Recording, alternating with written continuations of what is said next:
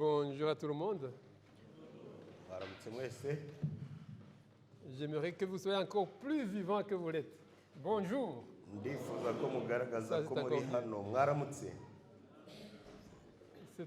C'est toujours un grand privilège pour moi de pouvoir me retrouver devant vous.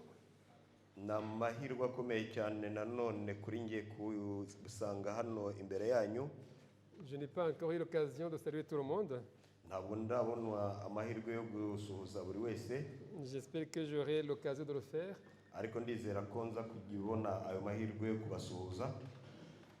Et je sais aussi que beaucoup d'entre vous, vous avez été éprouvés ces derniers temps. kandi nzi neza yuko benshi muri mwe muri iyi minsi ishize mwahuye n'ingorane mukabura abanyu. Ce que nous devons reconnaître, c'est que nous sommes dans un monde, depuis que le péché est venu, hélas, nous allons rencontrer ces problèmes. ariko icyo tuzi nuko turi mu isi y'icyaha, bityo rero tugushobora guhura n'izo ngorane. Ce que je dois vous dire, c'est que nous devons toujours, dans les temps difficiles, lever les yeux. icyo nifuza kubabwira nuko turi mu minsi ikomeye, mu bihe bibi, tugomba kureba hejuru, Lever les yeux et nous rappeler que notre délivrance est proche. tukamenya neza yuko kubwo gushyira amaso yacu, guhanga amaso yacu mu ijuru, ko igihe cyo kugaruka kwa Kristo cyegereje. Mais en attendant, ariko hagati aho nous devons aussi nous rappeler de la citation d'Ellen White, ndifuza ko twibuka ibihe Ellen White yaciyemo, qui disait que, la citation, qui disait que icyo yavuze nous devons vivre aujourd'hui comme si Jésus allait revenir, wavugaga ko tugomba kubaho uyu munsi nk'aho Yesu ari buze, mais continuer aussi à faire des projets comme s'il reviendra dans l'éternité, beaucoup plus tard. kandi tugakomeza kugira imishinga yo muri ubu buzima nk'aho azaza mu bihe biri imbere bitinze.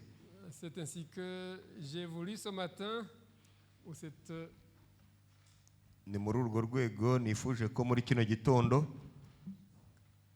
j'ai été trop loin, ce matin vous faire une méditation qui est sous forme d'encouragement. niyo mpamvu muri kino gitondo nifuje ko tuganira ku magambo ajyanye no guterana umwete. Et vous allez vous rendre compte que je vais vous présenter des personnalités qui ne sont pas nécessairement dans la Bible. ni nayo mpamvu ndi bubashe kubereka bamwe mu bantu tudasanga mu byanditswe byera, mais qui pourraient quand même nous influencer, ou plutôt nous interpeller. ariko kandi bashobora kudufasha, bakadushyigikira, bakadutera akanyabugabo, Parce que leur vie a marqué l'histoire. kubera ko ubuzima bwabo bufite icyo bwakoze ku isi. Vous voyez l'image qui est là? Mbese murabona ishusho ibari imbere? Quelqu'un pourrait me dire qui est cet homme? Mbese mushobora kumbwira uriya muntu uwo ari we, izina rye?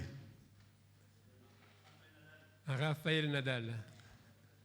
Bamuvuze. Raphaël Nadal, ce n'est pas un inconnu. Uyu Raphaël arazwi cyane.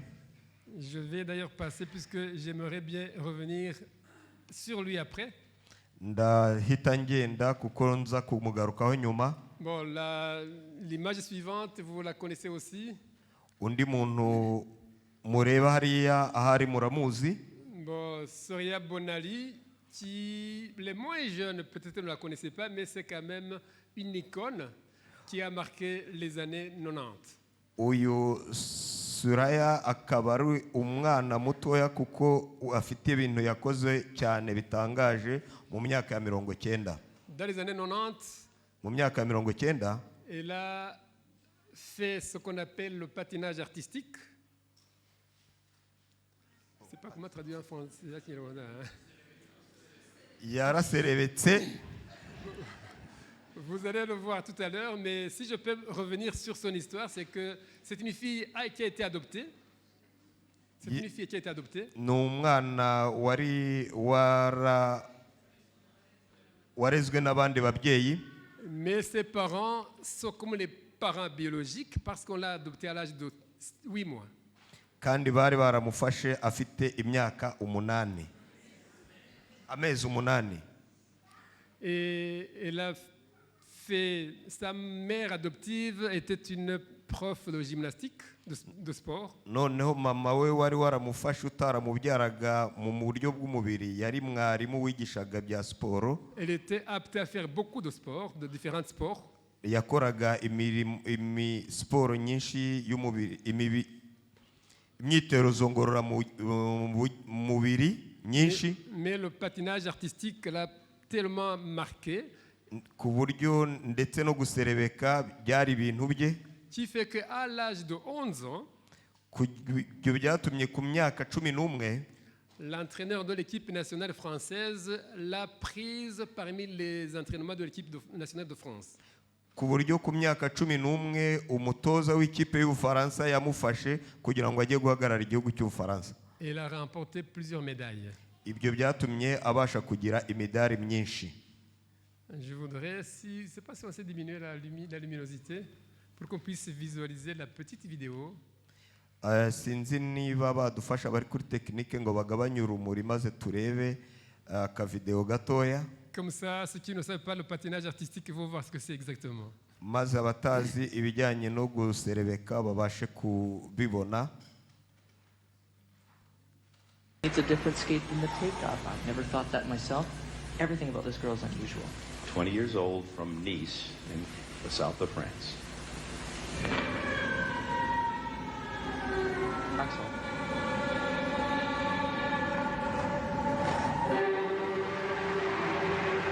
That's very incredible, Axel.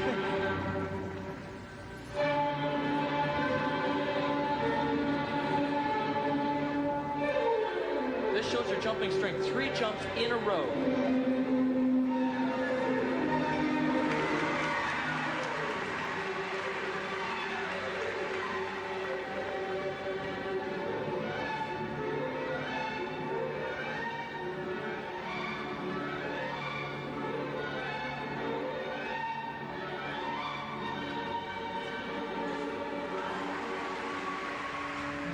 Didn't put 2 foot on that landing, but still, she's here for business. Voilà, ceux qui ne savaient pas ce que c'est, ils ont vu. Abatari bazi icyo guserebeka ari cyo mwabibonye. Elle était très très douée. Yari umuntu w'umuhanga cyane muri byo. Mais ce qui... Là, c'était le championnat olympique qui a eu lieu au Japon. Aha hari mu marushanwa yabereye mu Buyapani. Elle avait vraiment fait une très bonne prestation. Yahatambutse neza cyane. Et tout le monde croyait qu'elle allait être la première du monde. Buri wese yatekerezaga ko ashobora kuba nimero ya mbere ku isi. Mais hélas, les juges ne l'ont pas classée première. Ariko abakemurampaka ntabwo bamugize uwa mbere. Elle était très mécontente. Yarababaye cyane. Elle a même refusé de monter le podium. Ndetse yanga kujya kuri podium. Beaucoup plus tard, il écrira un livre noneho nyuma y'igihe kinini yandika igitabo où il va dire qu'elle a été injustement appréciée, aho yavuze ko yarenganijwe, qu'on la faisait patiner avec des lumières qui ne la mettaient pas en première, qui ne parvenaient pas à ce qu'elle soit visible comme les autres. Ko ubwo yararimo aserebeka amatara bacanye ari amatara ataratumaga aboneka neza nk'abandi. Elle va même dire qu'elle avait tout donné à part qu'il aurait dû peut-être changer, se rendre blanc en se mettant la peinture. Noneho ko yumvaga yakoze iyo bwabaga. Elle a été mal appréciée, mais bon, il a marqué son histoire. Yararenganijwe ariko kandi yagize ikintu gikomeye yakoze. La personnalité suivante, vous la connaissez aussi. Undi muntu ukurikiyeho nawe muramuzi ahari. Ronaldo. Ni Ronaldo. Les footballeurs, ceux qui aiment le foot, le reconnaissent bien. Abakunda umupira w'amaguru muramuzi. Je crois que je ne vais pas m'attarder sur lui, mais on sait bien quand même qu'il a aussi marqué son histoire. ntabwo ndi bumutindeho ariko muzi ko hari ikintu yanditse mu mateka y'umupira w'amaguru. Je reviens sur cette personnalité Ndagaruka kuri Raphael uyu muntu parce que il est tout à fait spécial. kubera ko ari umuntu udasanzwe. Il est né en Espagne, dans l'île de Majorque, Yavukiye muri Espagne et il a aussi été passionné par le tennis. maze akunda byimazeyo, yiyegurira gukunda byimazeyo umukino wa tenisi. Et j'aimerais bien vous parler de son oncle qui était son entraîneur, entre guillemets. Ndashaka kubabwira nyirarume wari umutoza we. J'aimerais bien que les jeunes et les moins jeunes prennent note. Ndifuza ko abakiri batoya mugira ahantu mwandika, Parce que ce que je vais vous dire ici pourrait transformer votre vie. kubera ko ibyo ngiye kubabwira aha bishobora guhindura ahazaza hanyu, ubuzima bwanyu. Son formateur était c'est Tony Nadal, donc son oncle. Tony Nadal, c'est son nom. Izina rye yitwa Tony. Et il y a des aspects qu'il a utilisés pour pouvoir former ce jeune à devenir ce qu'il est devenu. Hari ibyo yakoresheje kugira ngo abashe gutoza uyu musore ahinduke uwo yahindutse we. Première chose, formation du mental. Formation du mental. En anglais, tough love. Kumwigisha ibintu bijyanye no kumutegura mu mutwe. Qu'il devait aimer les choses difficiles, les difficultés. Ko yagombaga gukunda ibintu bikomeye, ibibazo.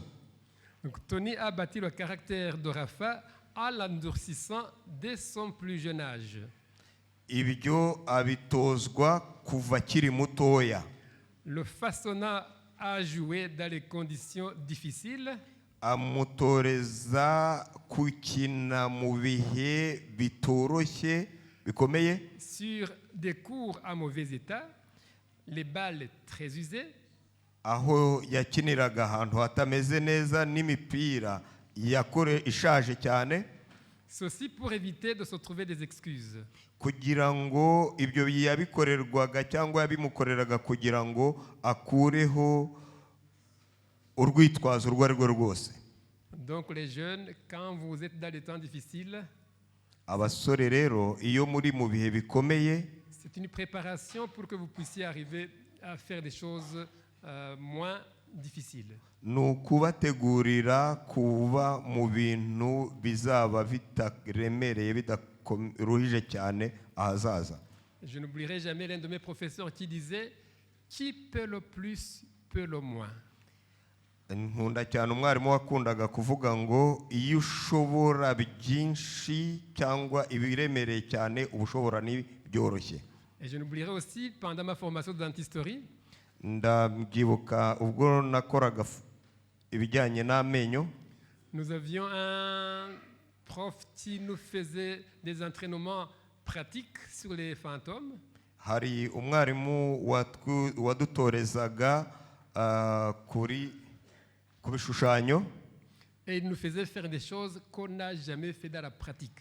Yadukoreshaga ibintu tutigeze dukora mu buryo busanzwe bwo kwimenyereza cyangwa se bwo gukora umwuga. Mais ce qui fait que quand nous sommes arrivés à la pratique pour travailler sur les humains, ariko iyo twageraga noneho gukora turi gukorera abantu, on avait une facilité exceptionnelle. twabaga tworohewe cyane mu buryo butangaje. Donc cette théorie de formation de mental est tellement importante.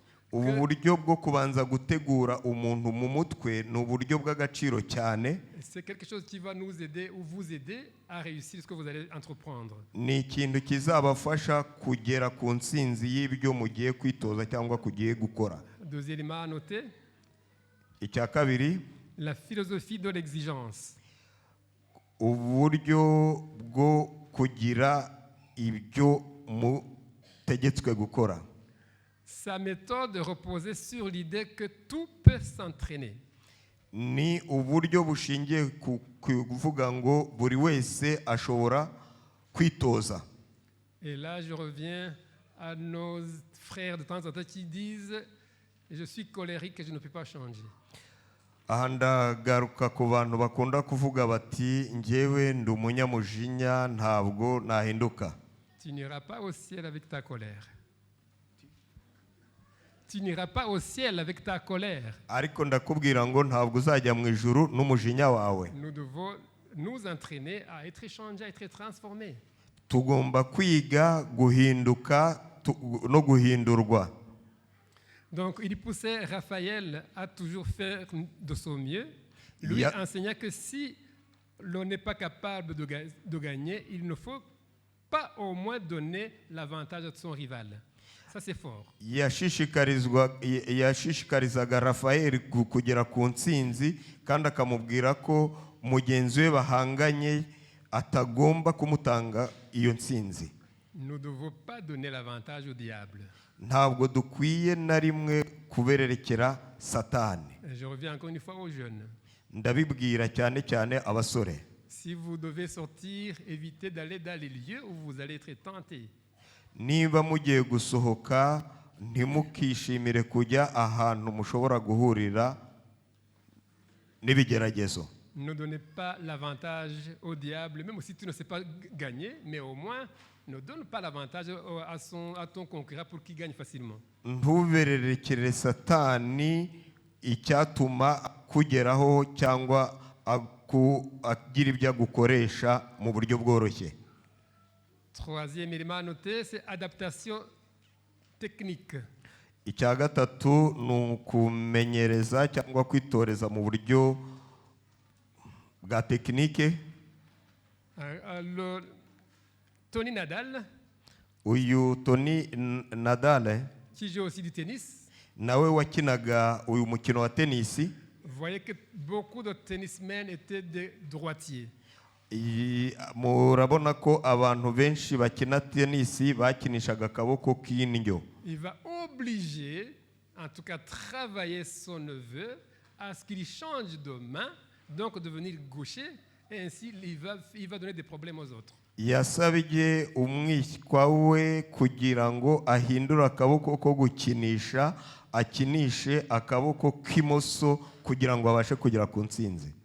Et ce n'est pas facile, mais il est arrivé et il a remporté beaucoup de trophées grâce au conseil de son oncle. Ntabwo byari bimworoheye ariko yabigezeho kuko yabashije kubona ibikombe byinshi kubera kumvira inama ya nyirarume.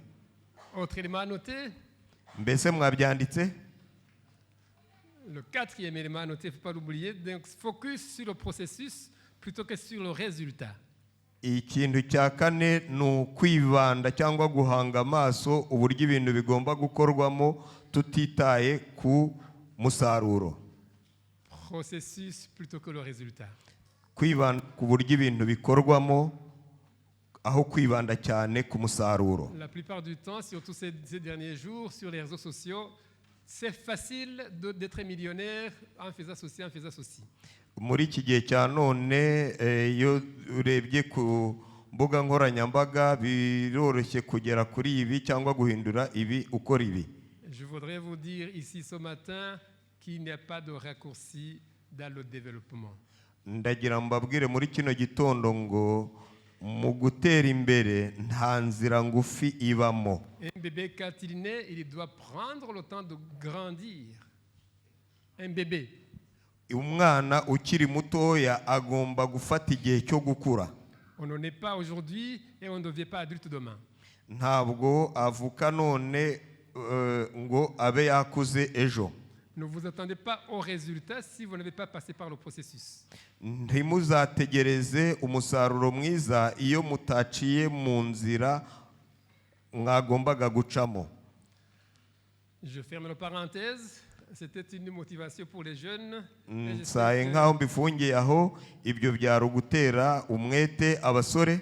Mais sachez aussi que spirituellement, ariko mumenye cyane ko mu buryo bw'imwuka tous ces éléments peuvent aussi s'appliquer au côté spirituel. Ibyo byose twavuze nabyo bishobora gukoreshwa mu buryo bw'iby'umwuka.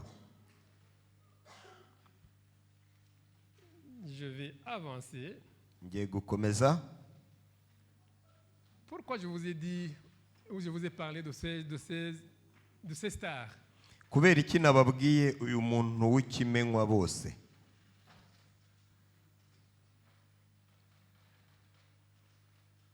Je voudrais vous citer un verset nashakaga kubabwira isomo, qui m'a travaillé dans ma tête il y a plus de 10 ans. isomo ryagize icyo rimfasha cyane kuri nge hashize imyaka 10. C'est Ecclésiaste chapitre 6 verset 3. Ecclésiaste chapitre 6 verset 3. Umubwiriza igice cya 6 umurongo wa 3. C'est le sage Salomon qui en parle. Ni umunyabwenge Salomo ubivuga. Ici, si je peux le paraphraser, Ngerageje kurivuga mu magambo yanjye, il compare à un homme qui a 100 ans et qui vivrait beaucoup d'années. aragereranya umusaza ufite imyaka 100 ariko uzabaho imyaka myinshi, Et qui, hélas, sa vie n'a pas été comme il l'aurait dû l'être. ariko kubw'ingorane cyangwa kubw'amahirwe makeya ubuzima bwe butabaye uko yifuzaga ko buba bwo. Il n'est pas heureux. Ntabwo anezerewe. Et puis, le sage Salomon dit qu'un avorton est plus heureux que lui. Un avorton. Un avorton. Akavuga ati inda yavuyemo est beaucoup mieux que cette personne qui a vécu beaucoup d'années. niyo nziza cyangwa se iruta uwo muntu wabayeho imyaka myinshi. Alors ici, là, ça va vous travailler, les amis. Iki cyo kiragira icyo kibamarira abavandimwe. Imaginez-vous les années que Dieu nous a données. Mutekereze imyaka Imana yaduhaye. Et nous arrivons au ciel. Nous arrivons au ciel. Tugeze mu ijuru. Dieu nous demande qu'est-ce que nous avons fait de ces années-là. Imana ikakubaza ngo niki wakoze muri ya myaka naguhaye. Un avorton, lui, pourrait se présenter. Si j'avais eu ces années-là que toi tu as eu là, j'aurais pu les utiliser autrement.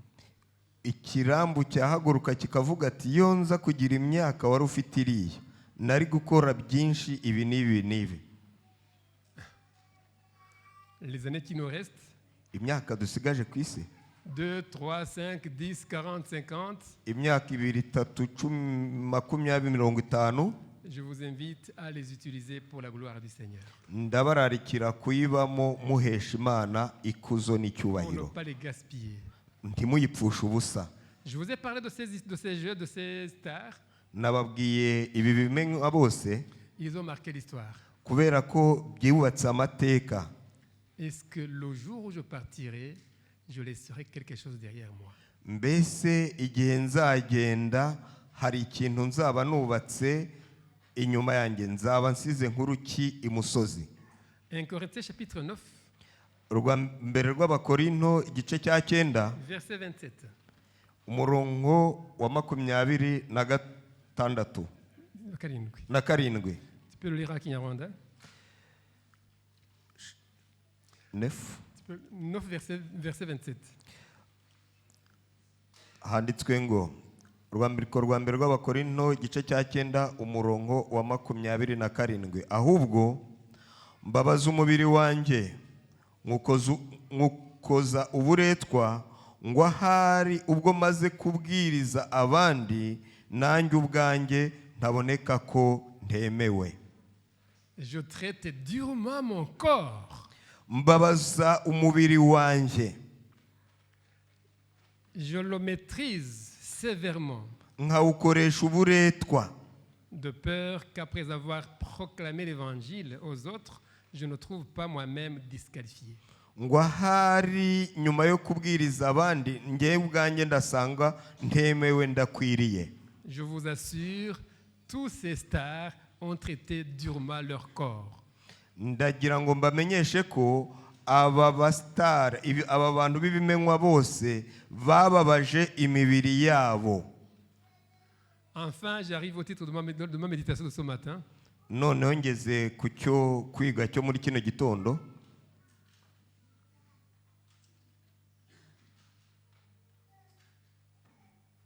très loin peut-être. Qui est ton mentor?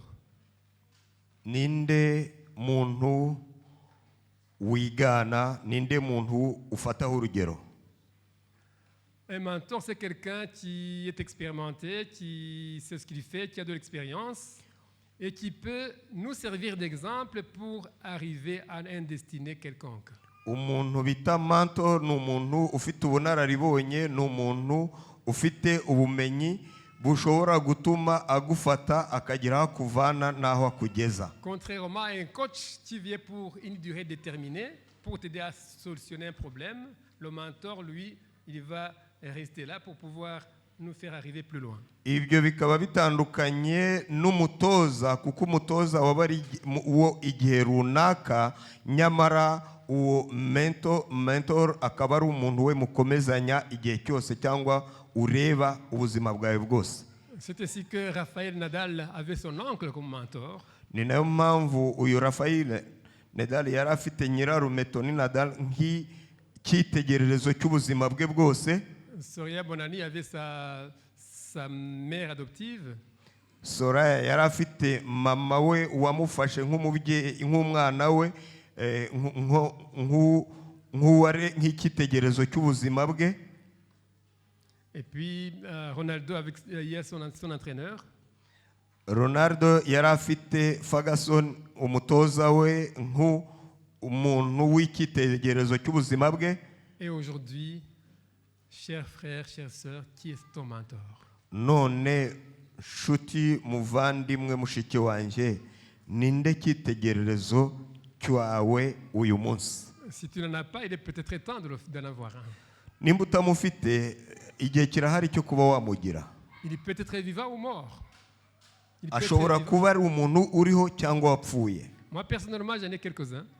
Ngewe ku giti cyanjye mfite bamwe na bamwe et qui m'aident vraiment à faire ce que je dois faire. Bamfasha cyane kugera ku cyo gukora icyo ngomba gukora.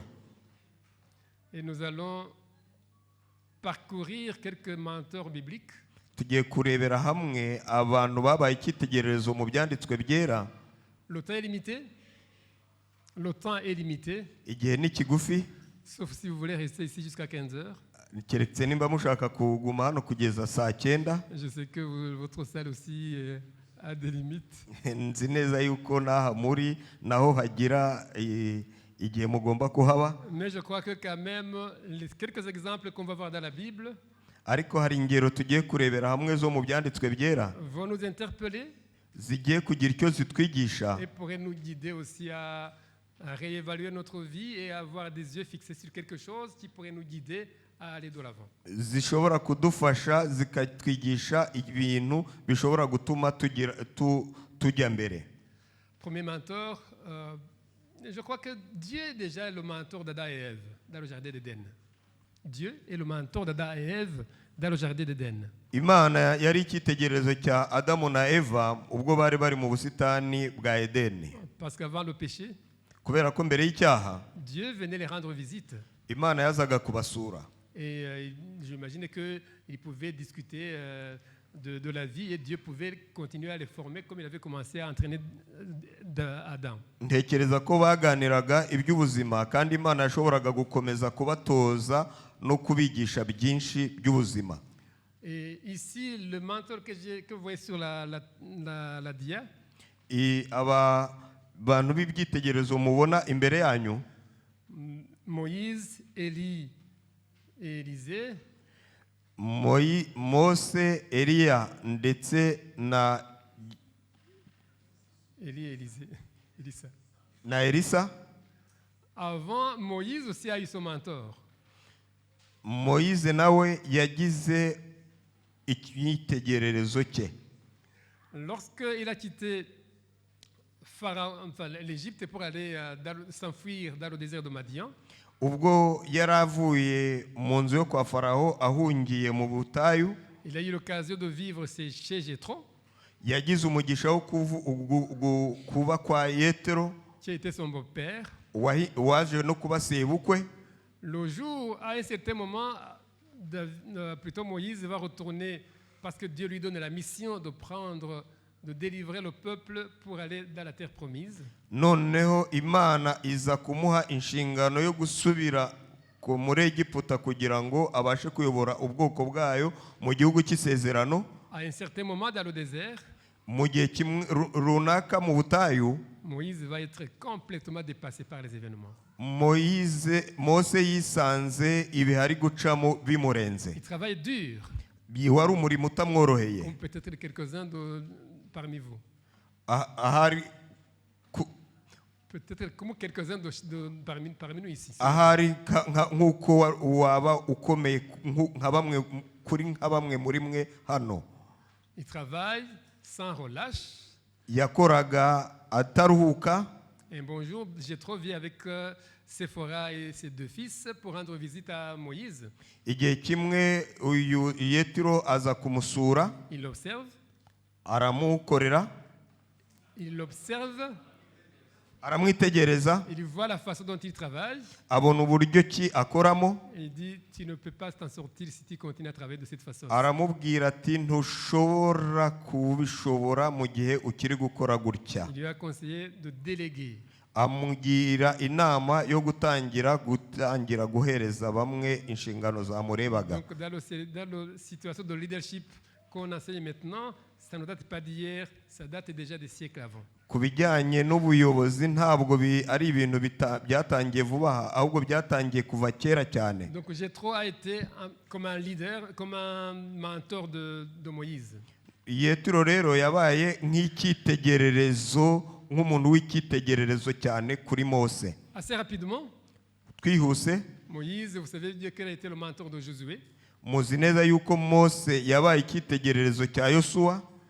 Josué, qui est un vaillant militaire, Yosuwa wari umusirikari w'amashagaga, il va être son assistant pendant des années. wamufashije, wabaye umufasha we imyaka myinshi. Et le jour où Moïse va s'endormir, None igihe Mose yarapfuye, Dieu va nommer Josué comme son remplaçant. none Imana ibwira Yosuwa ko ari we uhindutse umusimbura wa Mose. C'est pendant ces temps de service comme jeune serviteur de Moïse qu'elle a été formée. Ni muri iyo myaka y'ubusore bwe aho yakoraga afasha Mose ko yagize umugisha wo kwiga gukora neza. Et il va faire un travail formidable lors de la chute de Jéricho et pour la conquête de la terre promise. Aza gukora umurimo udasanzwe ukomeye cyane kugira ngo Yeriko igwe ndetse ayobore ubwoko bw'Imana mu gihugu cy'isezerano. Élie est aussi connu comme mentor d'Élisée. Eliya azwi nanone nk'umuntu w'icyitegererezo kuri Elisa. Élisée était le serviteur aussi d'Élie. Elisa yari umugaragu wa Eliya. Il faisait les tâches les plus basses, si on peut le dire comme tel, pour Élie. Tugerageje kubivuga gutyo, yakoraga imirimo iciriritse yabaga yategetswe gukora na Eliya. Mais c'est en faisant ces tâches de basse catégorie entre guillemets qu'on apprend à devenir grand. Ni muri uko gukora iyo mirimo iciriritse yigiyemo guhinduka umuntu mukuru. Encore aux jeunes et aux moins jeunes, on ne devait pas du jour au lendemain un dirigeant.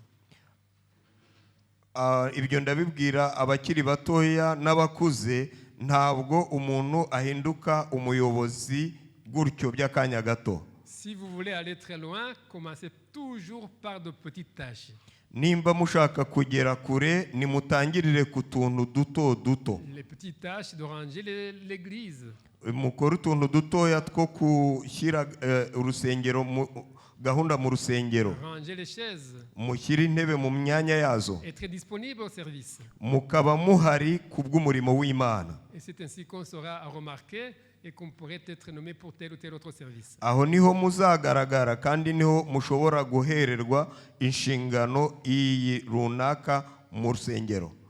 Je vais vous poser une question. Ndashaka kubabaza ikibazo. Est-ce que vous connaissez le nombre de miracles qu'Élie a fait de son vivant.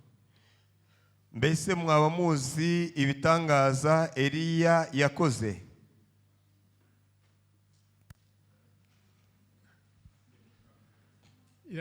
On en décompte plus ou moins 8. babara byibuze 8. Et vous connaissez le nombre que Élisée a fait? mbese muzi ibitangaza Elisa yaba yarakoze? Il en a fait le double. yakoze inshuro ebyiri z'ibyo shebuja yakoze. Il viendrait sur la double portion. we yakoze inshuro ebyiri. La double portion qu'il a demandé qu'Élisée a demandé à Élie. ibyo byaturutse ku migabane ibiri yari yasabye Eliya. Ça, ce sont de bons exemples. De bons izo ni mentorats. ingero nziza De bons mentorats. zo kuba icyitegererezo cyangwa se kugira abantu b'ibyitegererezo beza. Élisée aussi a eu son serviteur. Elisa nawe yagize umugaragu we. Son serviteur Géhazi. umugaragu we yari Gihazi. Son serviteur Géhazi, il a servi Élisée, bien sûr. uyu Gihazi yabereye shebuja Elisa umugaragu. Mais on va voir, hélas, les choses qui n'ont pas tourné comme ça devrait l'être. ariko nanone mu buryo bubabaje tugiye kubona uburyo ibintu byahindutse bikaba uko bitari bikwiye kuba. Comme le temps est passé très vite, kubera ko igihe kiri kwihuta, je vais devoir le résumer. ngiye kubivuga muri make. C'est que Géhazi, Élisée devait soigner le général Naaman. Elisa wagombaga kuvura umugabo w'ingabo Namani. Il est venu et puis il est venu de la Syrie pour se faire soigner chez Élisée. yari avuye muri Siriya ari umugabo w'ingabo zaho yaje kwa Elisa. Et comme il avait beaucoup de biens, il est venu avec beaucoup de cadeaux. kuko yari umutunzi, yari yazanye impano nyinshi. Et ces cadeaux qu'il voulait donner à Élisée quand il avait soigné, Élisée a dit non, non, je ne prends rien. izo mpano yari azizaniye Elisa wagombaga kumukiza. noneho Elisa aravuga ati no, oya, ngewe ntabwo nakira impano zawe. Géhazi, son serviteur, il a dit c'est pas possible, on va tout rater. J'aurais aimé les avoir moi-même. noneho Gihazi wabirebaga aravuga ati ntabwo bishoboka, izi mpano zose tuzibure, ngiye gukora uburyo bushoboka zose nzigaruze. Comme Naaman était parti avec ce qu'il avait, kuko Namani yari yamaze gusubirayo n'ibyo yari yazanye byose. Géhazi l'a suivi pour demander ses cadeaux. noneho Gihazi aramukurikirana kugira ngo amusabe amukureho za mpano yari yazaniye shebuja. Il en a eu quelques-uns. kandi yabonye zimwe muri zo. Et quand il est revenu, il n'a pas révélé au prophète où il était. noneho ntabwo yigeze abwira umuhanuzi aho yari ari. Mais le prophète le savait bien sûr. ariko umuhanuzi w'Imana yari ahazi. Et comme au lieu de recevoir la quadruple portion de l'esprit d'Élisée, il a reçu la lèpre.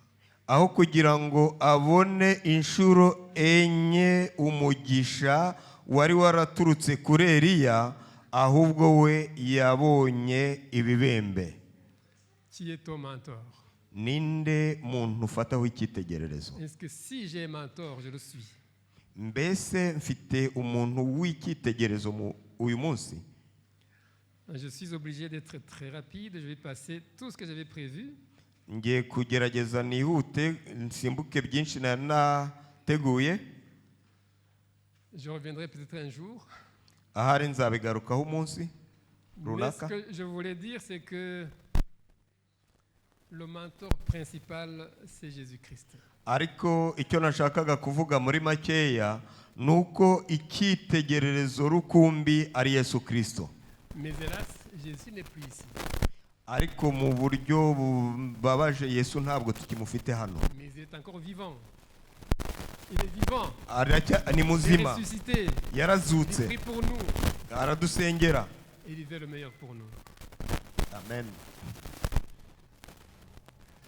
Et si nous voulons le prendre comme exemple, niba dushaka kumufata nk'icyitegererezo, la seule façon de le faire, uburyo bumwe bwo kubikora c'est de lire la parole de Dieu. ni ubwo gusoma ijambo ry'Imana. Parce que tout est dedans. Tout est dans la parole. kubera ko byose biri mu ijambo ry'Imana. Si nous lisons la parole tous les jours, Nidusoma ijambo ry'Imana iminsi yose, si nous essayons de la méditer, tukagerageza kuritekerezaho mu buryo bwimbitse, si nous prenons le temps, comme Paul, traiter durement mon corps, tugafata urugero kuri Pawulo tukababaza imibiri yacu tukayikoresha uburetwa pour vouloir suivre Jésus-Christ, kugira ngo tubashe gushaka cyangwa se twifuza gushaka gukurikira Yesu Kristo comme un bon exemple, nk'urugero rwacu rwiza, la vie sera beaucoup meilleure. ubuzima bwacu buzahinduka cyane. Le verset que je vais vous laisser pour terminer, Umurongo nifuza kubasigira nsoza: comme le fer aiguise le fer, ainsi un homme aiguise un autre homme. uko icyuma gityaza ikindi cyuma, niko n'umuntu ashobora gutyaza mugenzi we. Proverbe 27, verset 17. Proverbe 27, verset 17. Imigani 27 umurongo wa 17. Avec qui marches-tu aujourd'hui? Ugendana nande uyu munsi? Qui est ton mentor aujourd'hui? Ninde cyitegererezo cyawe? Car ton entourage est soit un pont vers ta destinée, Kube- soit... kubera ko ahari ahakuzengurutse barakujyana ahantu heza, ou un mur devant ton avenir. cyangwa se bakaba barahindutse urukuta rukubuza kugera ku hazaza hawe. Je le répète. Ndabisubiramo. Ton entourage est soit un pont vers ta destinée. Ton entourage est soit un pont vers ta destinée, Abakuzengurutse ahari ni ikiraro cyiza kikuganisha aho ugomba kujya, soit un mur cyangwa se bakaba ari urukuta devant ton avenir. ruri imbere ahazaza hawe. Jérémie 28, 11. 29, 11. Yeremiya 29, 11. 19 umurongo wa 11. Je connais les projets que j'ai formés pour vous. Nzi ibyiza nzabagirira. Projets de paix et non de malheur, Ni ibyiza ntabwo ari ibibi, afin de vous donner un avenir et de l'espérance. kugira ngo mbahereze ahazaza huzuye ibyiringiro. Mais tout ceci dépendra de toi. Ariko ibyo byose bizaterwa nawe. Dieu ne viendra pas, ou Jésus ne viendra pas faire le pas que tu dois faire. Dieu ou Jésus ne viendra pas faire le pas que tu dois faire. Yesu cyangwa Imana ntabwo izaza gukora intambwe wagombaga gukora. Je dois faire ce que je dois faire. Ugomba gukora ibyo ugomba gukora, Et comme le projet c'est un projet de paix, non de malheur, kubera ko umugambi w'Imana ari umugambi w'amahoro aho kuba uw'ibibi. si je le fais, je vais arriver à ce destiné. Nimbikora nzagera kuri iryo herezo ryiza. Et je terminerai encore avec un verset que j'aime beaucoup. Ndasoza n'umurongo nkunda cyane, Matthieu 6, 33. Matayo 6 umurongo wa 33. Cherchez premièrement le royaume et la justice de Dieu, Mushakashake mbere ya byose gukiranuka kw'Imana, et toutes choses maze ibindi byose muzabyongererwa. Et j'ai bien dit, c'est même pas moi qui le dis, c'est la parole. Toutes choses. Ndabivuze nubwo atari nge mbivuze, ni ijambo ry'Imana ribivuze. Ikindi icyo ari cyo cyose, ibindi byose Vous serez donné par-dessus. muzabyongererwa, muzabibona. Que Dieu vous aide, Imana ibafashe que nous ayons la soif kugira ngo tugire inyota d'avoir la parole de Dieu, yo kugira de ijambo suivre ry'Imana, Jésus-Christ, gukurikira Yesu, qui est notre véritable mentor. kuko ari we cyitegererezo cyacu cyonyine kizima. Dans le nom de Jésus, Amen. Mu izina rya Yesu, amen. Je bâtirai ma vie, c'est le chant que Yvette et Fiona chanté. Ivete agiye kuririmba indirimbo Je bâtirai ma vie, Yoko. c'est toujours dans le même sens de bâtir notre vie sur Jésus. nzubaka ubuzima bwanjye, ni mu cyitegererezo cyangwa ni mu mujyo umwe wo kuvuga ngo nzubaka ubuzima bwanjye kuri Yesu.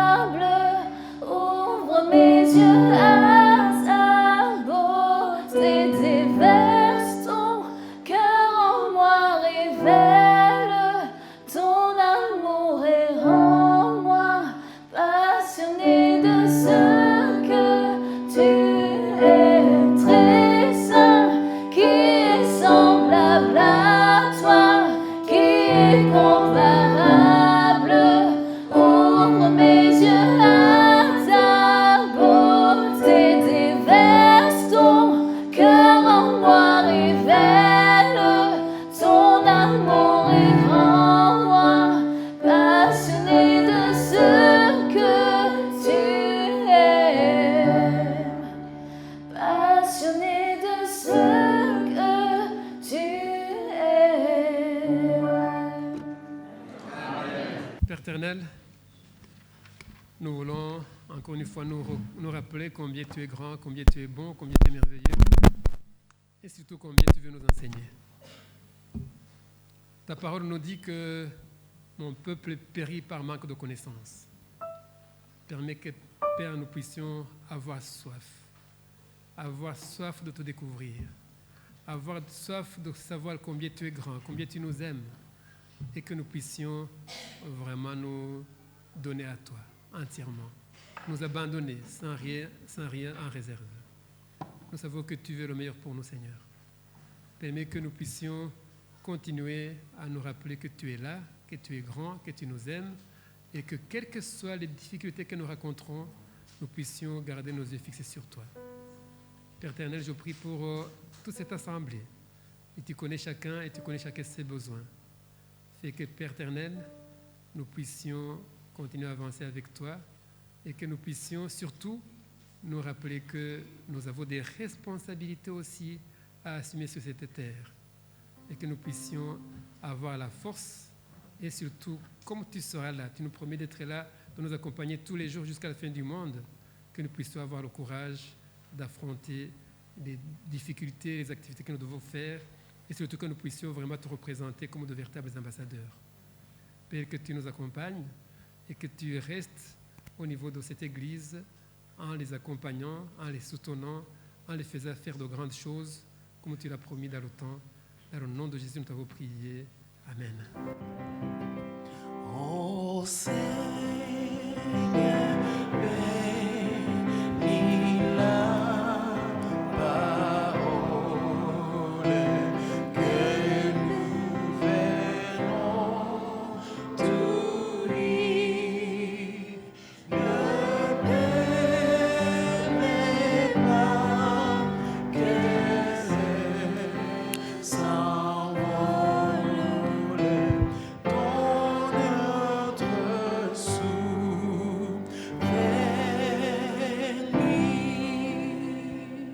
La parole nous dit, c'est Jean 10, verset 10, que le voleur est venu pour, le diable vient pour voler et détruire, pour nous voler ce que nous avons appris.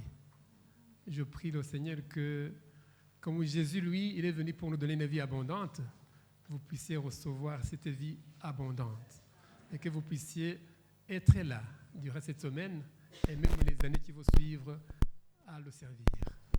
Passez un bon sabbat et une bonne semaine.